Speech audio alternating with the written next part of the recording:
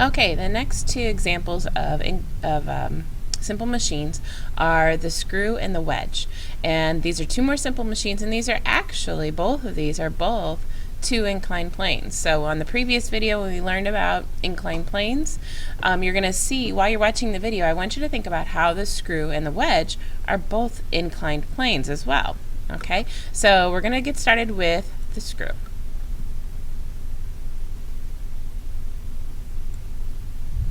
The next type of simple machine we're going to look at is called the screw. Believe it or not, a screw is adapted from the inclined plane. If you follow the thread from the tip of the screw, you'll see an inclined plane constantly curving upwards around a shaft. A screw is a simple machine used to apply tremendous force with very little effort. People use screws every day. Screws are used to hold things together. Screws are used to open and close vices and clamps. And they're used in drill bits too. The screw is better at increasing force than other simple machines. That's why a screw is used in a car jack. Each time the screw makes a complete turn, it moves a load a certain distance along the screw. The distance depends on the amount of space between each overlap of the inclined plane. The distance between any two neighboring peaks is called the pitch. In order to lift the car with a car jack, you have to turn the screw many times. With a screw, it takes a little effort to lift the car over a long distance. Here's another example. Let's say you want to put these two pieces of wood together, and you can use either a nail or a screw. Using the nail would take more force. It would take less force to turn the screw. That's because a longer distance is covered when you turn the screw. And as we've already learned, longer distance decreases the effort.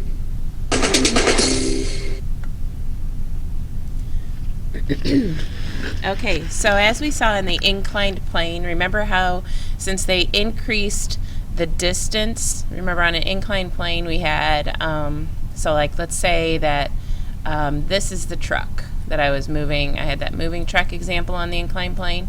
And remember that in order to move the load, maybe I am moving a box and putting it into the truck, and I want to bring it up from here to here, it requires a lot of force, okay, and effort in order to do that. But then when I add in the element of the inclined plane, now I'm moving that load a lot farther because I have a lot farther to go, but I'm using less force because the distance over which I'm moving it is greater now. So I'm able to use less force in order to do so. Okay, the same goes for the screw because I'm still increasing the distance. All of those little things on, so if I drew a screw here and we know that it has all those little treads, each one of those little treads on the screw is that constant inclined plane. It basically goes around and around and around. If you were to follow it on a screw, if you were to pick up a screw and actually follow it, it spirals all the way up the center shaft of the screw, okay? And so as I'm using the screw to go, like if I'm putting it between, if I'm screwing together two pieces of wood, well, it's still going to increase the distance that I use, but I have to use less force because the inclined plane is helping me spread out that work, okay? So that's an example of the screw, or those are the examples of the screw. Now we're going to take a look at the wedge. The next simple machine we're going to discuss is the wedge. A wedge is really an inclined plane that is used as a tool. Wedges are used to raise objects, like when you jam a door wedge under a door. It raises the door just enough and exerts a strong force against it. Wedges are also used to split objects apart. An axe is a wedge attached to a handle. Almost all cutting machines use wedges, like a saw, and a knife. A push pin uses a wedge too. A wedge is a simple machine used to raise objects or split an object apart. Because they're machines, wedges need force to make them work. How much force you need depends on the angle between the surfaces of the wedge. Let's say you're putting tent stakes into the ground. You have two to choose from. The orange plastic stake has a larger angle between the surfaces. The metal stake has a smaller angle. What stake do you think will need more force to drive it into the ground? If you were to try to put the plastic stake into the ground with your hands, you probably wouldn't be able to apply enough force. You may need a hammer to help. Putting the metal stake into the ground is easier because it requires less force. So, the smaller the angle of the wedge surface, the less effort and force you need to make wedges work.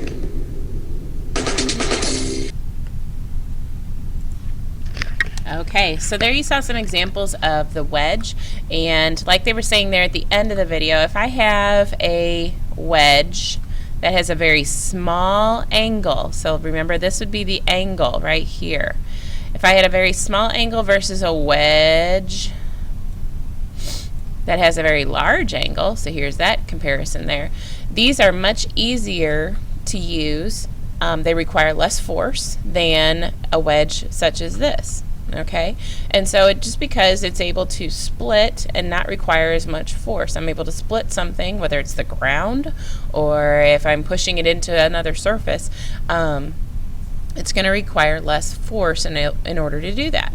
Okay, and so you saw that example there where she had a hard time pushing that wedge in, that tent stake, that red one, because it was thicker. It had to split more ground, and it so required more force.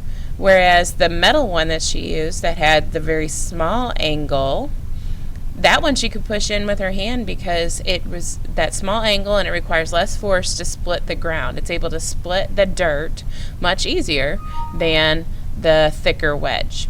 Okay, so what we're going to do after you finish watching this video, I want you to think of some examples of the screw and the wedge that were shown in the video. Also be thinking about other ways that the screw and the wedge are used in everyday life. So if you come up with some other examples from everyday life, that's good too. Okay, so part of your assignment is going to be to list some examples of simple machines in everyday life that we find that include the screw and the wedge. Okay, all right, thanks guys.